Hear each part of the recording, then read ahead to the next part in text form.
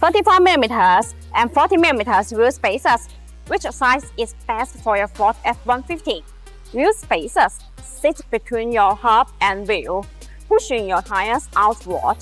Benefit: a wider track width for better cornering, room for larger tires, and that rugged, plus look we all love. Bonus wheel spacers are forged from aircraft-grade aluminum, CNC machined for precision, and include hub-centric rings for perfect fit. But size matters. Let's compare. Starting with the 35mm wheel spacers, these give a subtle but noticeable change, about an inch of extra width per side. Perfect if you want a cleaner look without going to extreme. Now, the 40mm wheel spacers. This extra quarter inch makes a big visual difference, giving that ready for anything ride, off-road. The wider stance adds stability on an even terrain. Installations the same for both sides. Clean the hub, both the spacer on, and talk to space. Always use quality bolts on wheel spacers. Cheap spacers? Not worth the risk. Safety first. When choosing safe wheel spacers, material selection can be very important.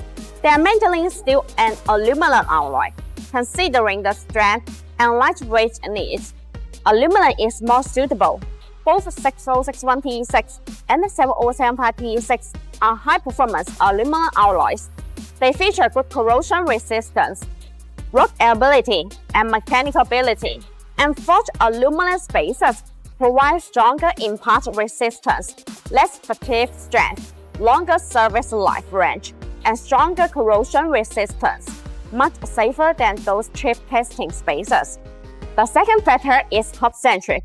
Hub-centric spacers ensure that there is constant contact between the hub, spacer, and wheel for smooth and reliable ride. Bonus Ford F150 wheel spacers are designed with better multi-stage hub-centric rings. The hub-centric metal rings is machined to be multi-layers, and the bevels fit the corresponding hub flange, eliminating any possible gaps. Besides, they are CNC machined with precision at 0.02mm tolerance.